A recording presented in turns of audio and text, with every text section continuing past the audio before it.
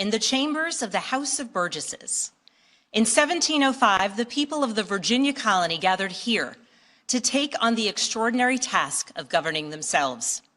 Before there was a Declaration of Independence, a Constitution, or a Bill of Rights, there were people in this room. The people who served here ultimately dreamed of what a new nation, unlike anything the world had ever seen, could be.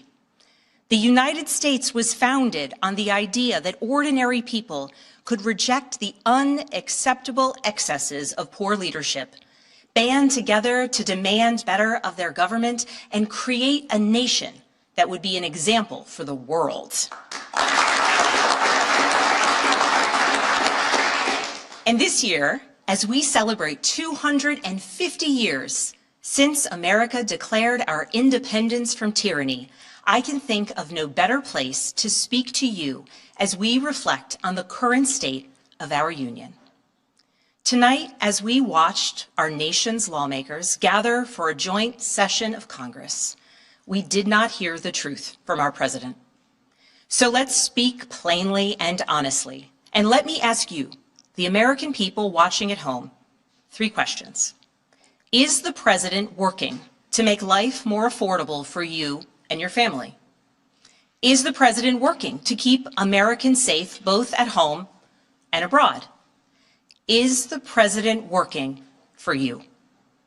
As I campaigned for governor last year, I traveled to every corner of Virginia, and I heard the same pressing concern everywhere. Costs are too high in housing, healthcare, energy, and childcare. And I know these same conversations are being had all across this country. Because since this president took office last year, his reckless trade policies have forced American families to pay more than $1,700 each in tariff costs. Small businesses have suffered, farmers have suffered, some losing entire markets. Everyday Americans are paying the price. And even though the Supreme Court struck these tariffs down 4 days ago, the damage to us, the American people, has already been done. Meanwhile, the president is planning for new tariffs, another massive tax hike on you and your family. And Republicans in Congress, they remain unwilling to assert their constitutional authority to stop him.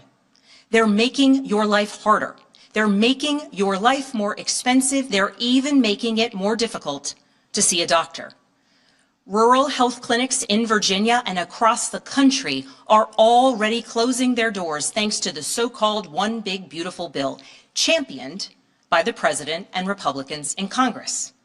And tonight, the president celebrated this law, the one threatening rural hospitals, stripping health care from millions of Americans and driving up costs in energy and housing, all while cutting food programs for hungry kids. But here in Virginia, I am working with our state legislature to lower costs and make the Commonwealth more affordable. And it's not just me. Democrats across the country are laser focused on affordability in our nation's capital and in state capitals and communities across America. In the most innovative and exceptional nation in the history of the world, Americans deserve to know that their leaders are focused on addressing the problems that keep them up at night. Problems that dictate where you live, whether you can afford to start a business or whether you have to skip a prescription in order to buy groceries. So I'll ask again, is the president working to make life more affordable for you and your family? We all know the answer is no. I grew up in a house of service. My mother was a nurse and my father was a career law enforcement officer. I began my career by following in my father's footsteps as a federal agent working money laundering and narcotics cases. I worked side by side with local and state police to keep our community safe and to uphold and enforce the law. Law enforcement officers across the country know that it is a unique responsibility to do the serious work of investigating crimes, comforting victims, and making arrests. It's about building trust, and that requires an abiding sense of duty and commitment to community. And yet, our president has sent poorly trained federal agents into our cities, where they have arrested and detained American citizens and people who aspire to be Americans. And they have done it without a warrant. They have ripped nursing mothers away from their babies. They have sent children, a little boy in a blue bunny hat, children to far-off detention centers, and they have killed American citizens in our streets. And they have done it all with their faces masked from accountability. Every minute spent sowing fear is a minute not spent investigating murders, crimes against children, or the criminals defrauding seniors of their life savings. Our president told us tonight that we are safer because these agents arrest mothers and detain children. Think about that. Our broken immigration system is something to be fixed, not an excuse for unaccountable agents to terrorize our communities.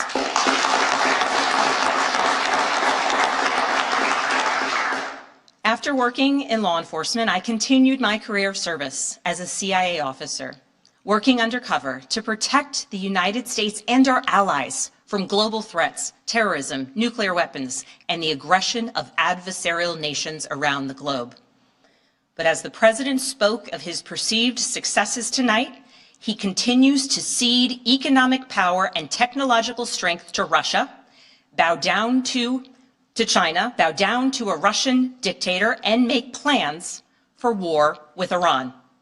Here's the truth. Over the last year, through DOGE, mass firings, and the appointment of deeply unserious people to our nation's most serious positions, our president has endangered the long and storied history of the United States of America being a force for good. So I'll ask again, is the president working to keep Americans safe, both at home and abroad? We all know the answer is no. In his speech tonight, the president did what he always does. He lied, he scapegoated, and he distracted. And he offered no real solutions to our nation's pressing challenges, so many of which he is actively making worse. He tries to divide us. He tries to enrage us, to pit us against one another, neighbor against neighbor. And sometimes he succeeds. And so you have to ask, who benefits from his rhetoric, his policies, his actions, the short list of laws he's pushed through this Republican Congress? Somebody must be benefiting. He's enriching himself, his family, his friends. The scale of the corruption is unprecedented. There's the cover-up of the Epstein files, the crypto scams, cozying up to foreign princes for airplanes and billionaires for ballrooms, putting his name and face on buildings all over our nation's capital. This is not what our founders envisioned, not by a long shot.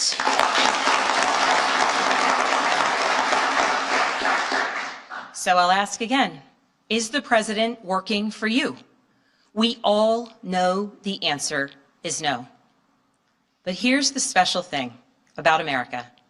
On our 250th anniversary, we know better than any nation what is possible when ordinary citizens, like those who once dreamed right here in this room, reject the unacceptable and demand more of their government. We see it in the determination of students organizing school walkouts all across the country, whose voices are becoming so powerful that the governor of Texas seeks to silence them. We see it in the bravery of Americans in Minnesota standing up for their communities, from peacefully protesting in sub-zero temperatures to carpooling children to school so that their immigrant parents are not ripped away from them in the parking lot. As a mother of 3 school-aged daughters, I am inspired by their bravery, but I am sickened that it is necessary. And Americans across the country are taking action. They are going to the ballot box to reject this chaos. With their votes, they are writing a new story, a more hopeful story. In November, I won my election by 15 points.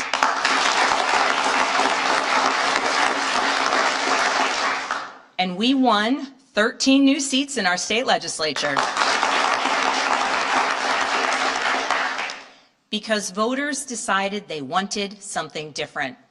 Our campaign earned votes from Democrats, Republicans, Independents, and everyone in between. Because they knew as citizens they could demand more, that they could vote for what they believe matters, and that they didn't need to be constrained by a party or political affiliation. This is happening across the country. New Jersey elected Mikey Sherrill as governor in a double-digit victory. Democrats flipped state legislative seats in places like Georgia, Iowa, Mississippi, and Texas. The list goes on and on. Ordinary Americans are stepping up to run in the spirit of our forefathers. They are running to demand more and to do more for their neighbors and communities. I know this story well. I first ran for office in 2018 alongside dozens of other Democrats who did the seemingly impossible, flipping 41 seats in Congress. In my case, I was the first Democrat elected in 50 years, swinging our district 17 points. Those who are stepping up now to run will win in November because Americans, you at home, know you can demand more and that we are working to lower costs. We are working to keep our communities and our country safe, and we are working for you.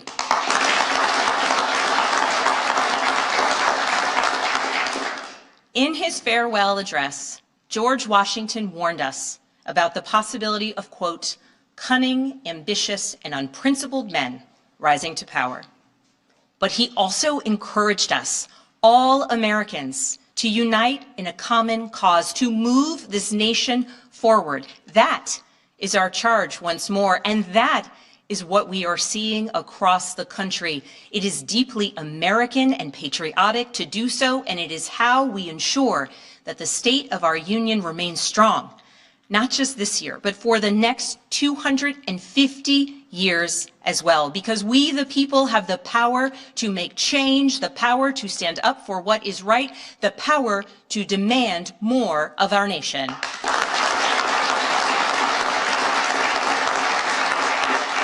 May God bless the Commonwealth of Virginia, and may God bless the United States of America.